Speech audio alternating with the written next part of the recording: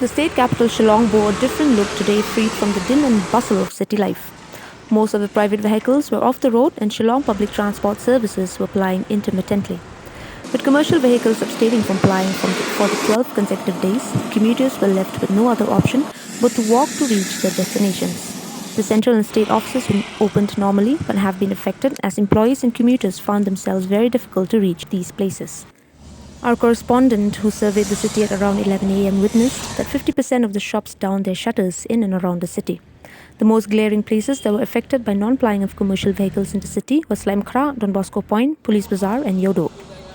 The Don Bosco Point, the busiest point that converges students from around the city, they presented grim picture with few people passing through the main junction.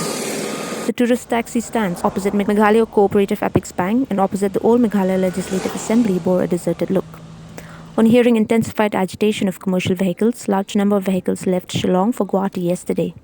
Mot Phrang and Yodo, the busiest commercial hubs in the city, bore a deserted look.